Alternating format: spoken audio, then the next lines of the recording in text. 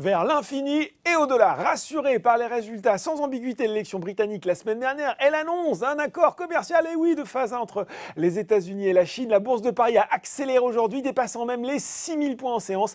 Et tant pis d'ailleurs, si on ne sait pas trop encore ce qu'il y a dans cet accord commercial. Parmi les acquis, on sait quand même que l'administration américaine a suspendu toute nouvelle surtaxe sur les biens chinois aux États-Unis en échange de l'engagement de Pékin à acheter notamment davantage de produits agricoles américains. Ajoutons à cela des statistiques chinoises plutôt rassurantes, avec une production industrielle et des ventes de détail qui repartent à la hausse en novembre. On a un CAC 40 qui commence la semaine sur un record, plus 1,23% vers les 5992 points. Outre-Atlantique, on avance aussi avec un Dow Jones à plus 0,6% et un Nasdaq en progression de 1% vers 17h45.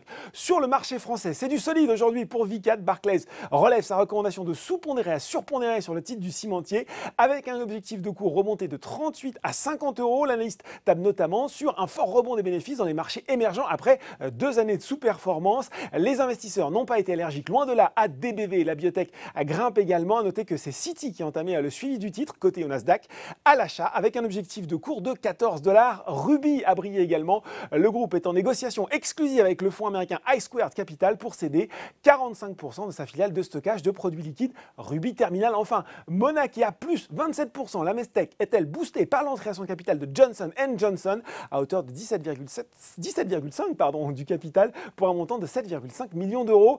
Côté baisse, il n'y en a pas beaucoup. Un trou d'air pour Safran qui, avec General Electric, fournit les moteurs des Boeing 737 MAX. Le constructeur américain pourrait annoncer une interruption de production de l'appareil, ce qui pénaliserait par ricochet le motoriste français derrière. Décidément, ça continue à rétrograder pour Valeo. Cette fois, c'est Morgan Stanley qui est pied sur le frein. Il a abaissé sa recommandation de pondération en ligne à sous-pondérer avec un objectif de cours ramené de 30 à 28 euros. À noter aussi, enfin, sur le SRD, la chute de 28% de CNIM après un avertissement sur résultat lié à la mise sous administration d'un de ses partenaires britanniques. Voilà, c'est tout pour ce soir. En attendant, n'oubliez pas tout le reste de l'actu éco et finance est sur Boursorama.